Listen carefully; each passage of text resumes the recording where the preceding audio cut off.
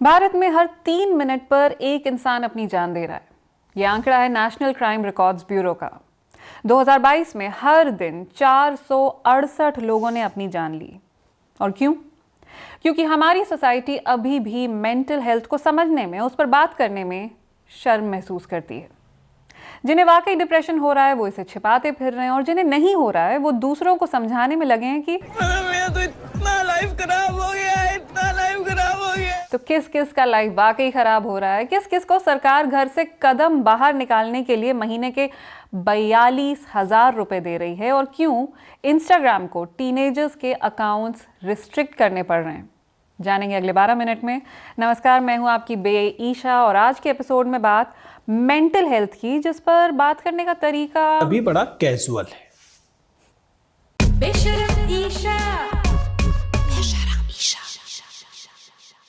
हमने अक्सर घरों में बड़े बुजुर्गों को कहते सुना है कि बेचैनी सी हो रही है, जी घबरा रहा है। अगर उनसे आप कहने की हो सकता है ये एंग्जाइटी हो, तो क्या फालतू की बातें कर रहे हो, ये सब दिमाग का वहम होता है। और मेंटल हेल्थ का तो गलती से नाम भी मत लेना। अरे मेंटल मत बोलो, मेंटल नहीं हो गए। और अगर खुद के बारे में कह दो कि मैं डिप्रेशन में जा रही हूं, तो कहीं नहीं जाना है, चल चुपचाप के बैठ। समझे? मम्मी से पूछे बिना कहीं नहीं जाना है, डिप्रेशन में भी नहीं जाना है। पर खैर, एक बात तो है, ये फर्क तो आया है कि आज की जनरेशन, हम लोग कम से कम अब खुलकर बोल रहे हैं। मेंटल हेल्थ हमारे लिए शर्म की बात नहीं रही। सोशल मीडिया पर हम खुलेआम बता रहे हैं कि आज एंग्जाइटी हो रही है, कल शायद डिप्रेशन था। जैसे ही कुछ महसूस होता है हम इंस्टा स्टोरी में डाल देते हैं। और देखा जाए तो ये काफ़ी रिफ्रेशिंग भी है कि बिना किसी डर के आप अपनी सारी फीलिंग्स एक्सप्रेस कर दो। लेकिन यहीं पे एक नया ट्विस्ट आ जाता है। मतलब हम जागरूक हो रहे हैं, पर इतना जागरूक हो रहे हैं कि अब हर दूसरा बंदा खुद को न्यूरो डाइवर्जेंट बुला रहा है। मतलब ऐसा कि बायो में डाल दो ADHD warrior, mentally unstable but funny. और पता चला कि बिना किसी डायग्नोसिस के लोग अब खुद को एक्सपर्ट भी मान बैठे। कमाल है। सोशल मीडिया पर आजकल ये चल रहा है। अगर आप ईमेल का जवाब देते देते अचानक से पौधों को पानी देने चले जाते हैं, और पानी देते देते आपको याद आता है कि गैस पर चाय भी तो रखी है, तो मुबारक हो, आपको ADHD है। ये तो हाल है। और ऐसे वाले कंटेंट में कमेंट सेक्शन में लोग क्या लिखते हैं? Oh my God, that's so me. मतलब अगर 2 मिनट में ध्यान भटक गया तो हम सब ADHD के शिकार हैं। सीरियसली। ऐसे भी लोग हैं जो बता रहे हैं कि अगर आप मेरी वीडियो से रिलेट कर पा रहे हैं तो आप बाइपोलर हैं, या फिर आज के ज़माने में हर कोई थोड़ा थोड़ा ऑटिस्टिक है। ऐसे लोगों से ना मैं सिर्फ इतना कहना चाहती हूँ,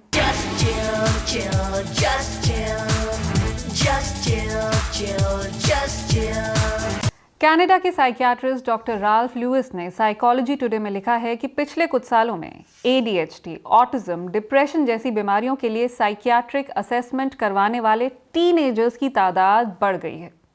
अब ये अच्छी बात है कि लोग हेल्थ को लेकर सीरियस हो रहे हैं, लेकिन दिक्कत यह है कि लोग पहले से ही मानकर आते हैं कि उन्हें कोई ना कोई मेंटल इलनेस है। इस बारे में हमने बात की London based psychiatrist doctor Abhijit Nadkarni से, जिन्होंने हमें बताया कि सोशल मीडिया पर जब इन्फ्लुएंसर्स मेंटल हेल्थ की बात करते हैं तो साइंस कैसे बैक सीट पर चली जाती है।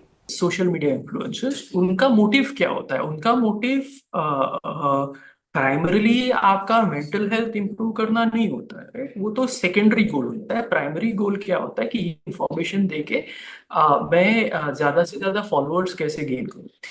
ये मुझे हुआ, ये मैंने किया, अब मैं ठीक हूं, तो आप भी ये कीजिए। तो for most of the people this does not apply. बिल्कुल। और इसीलिए अचानक से कई देशों में टीनेज लड़कियों में टिक के सिम्टम्स बढ़ गए। रानी मुखर्जी की ये फिल्म याद है आपको, हिचकी? इसमें इन्हें टूरेट सिंड्रोम था, जिसे आम बोलचाल की भाषा में टिक भी कहते हैं। जब रिसर्च हुई तो पता चला कि ये सब टिकटॉक और इंस्टाग्राम की वजह से हो रहा था। हर इन्फ्लुएंसर डॉक्टर बना घूम रहा है, हम भी बन सकते हैं। अगर आप कभी कभी कुछ कुछ भूल जाते हैं तो यकीन मानिए आपको सीरियस मेमोरी लॉस है, और इसका इलाज है। हमारे रील्स देखिए, देखते रहिए, और हमारे चैनल को सब्सक्राइब करिए। अब असली थेरेपिस्ट को ये सोचना पड़ रहा है कि हम कैसे लोगों को समझाएं कि एक रील देखकर आप खुद को डायग्नोज नहीं कर सकते। शायद इसीलिए इंस्टाग्राम ने हाल ही में 18 साल से कम उम्र के यूजर्स के लिए एक नई कैटेगरी बनाई है, टीन अकाउंट्स। इन अकाउंट्स पर पेरेंटल कंट्रोल होगा, वैसे ही जैसे फिल्मों को अलग अलग उम्र के हिसाब से सर्टिफिकेट्स दिए जाते हैं। ये नया फीचर बच्चों को रात में इंस्टाग्राम चलाने से भी ब्लॉक कर देगा। फिलहाल इसे अमेरिका, ब्रिटेन, ऑस्ट्रेलिया और कनाडा में लागू किया गया है। इंडिया में भी पेरेंट्स वेट कर रहे हैं कि यहाँ भी कब इंस्टा खुद बच्चों को काबू में लाए, क्योंकि माँ बाप से तो अब बच्चे संभल नहीं रहे हैं। मैकेंजी हेल्थ इंस्टीट्यूट के एक सर्वे में ये बात सामने आई कि जेन ज़ी और मिलेनियल्स की मेंटल हेल्थ सबसे ज़्यादा सोशल मीडिया से प्रभावित हो रही है। और सोशल मीडिया पर सबसे ज़्यादा वक्त कौन बिताता है? जेन ज़ी। मैकेंजी के सर्वे में शामिल हर 4 में से एक जेन ज़ी ने बताया कि पिछले 3 साल में उनकी मेंटल हेल्थ और खराब हुई है। इसमें लड़कों के मुकाबले लड़कियों की संख्या 2 गुनी थी। तो अब सवाल ये उठता है कि सोशल मीडिया ने मेंटल हेल्थ को लेकर जितना स्टिग्मा तोड़ा है, उतना ही इस प्रॉब्लम को बढ़ा भी दिया है क्या? अगर मैं रील स्क्रॉल कर रही हूँ तो मेरे को दिखेगा अगर कि 5 सिम्टम्स 6 सिम्टम्स, तो मुझे भी लगेगा कि हाँ ठीक है, मेरे को भी ये सारी चीज़ें हैं, एंड मैं सेल्फ डायग्नोज कर लूँगी।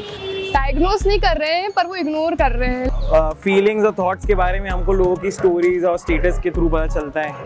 इवेंचुअली अगर कोई डीपी हटा लेते तो हमको पता चलता है कि अरे वाह, ये शायद थोड़ा स्ट्रेस में है। इंडिया में पेरेंट्स थोड़ा जज करते हैं और वो बोलते हैं कि ऐसे मेंटल हेल्थ इश्यूज कुछ होते नहीं है, पर तो इससे उनको यूट्यूब से ही और बाकी जगहों से देखना पड़ता है। एज होमोसेपियंस हम साथ रहने के लिए बने हैं, दूर दूर अलग कमरों में रहने के लिए नहीं बने हैं, तो मुझे ये लगता है।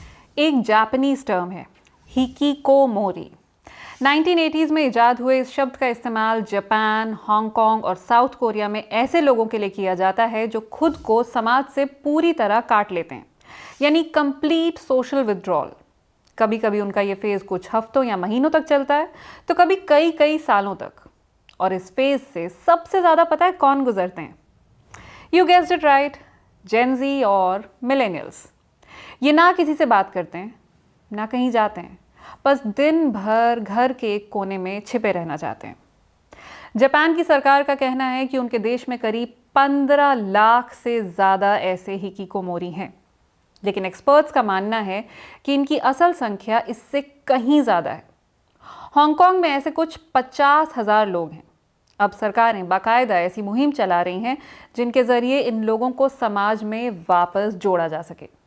जैसे साउथ कोरिया में सरकार ऐसे लोगों को हर महीने $500 यानी करीब 42,000 रुपये देती है ताकि वो मेन स्ट्रीम सोसाइटी में वापस आ सकें। हिकिकोमोरी की बात मैं क्यों कर रही हूँ? क्योंकि यहाँ पर यह समझना ज़रूरी है कि भले ही इन लोगों ने खुद को सबसे काट लिया है, लेकिन ये डिप्रेशन या एंग्जाइटी के शिकार नहीं है।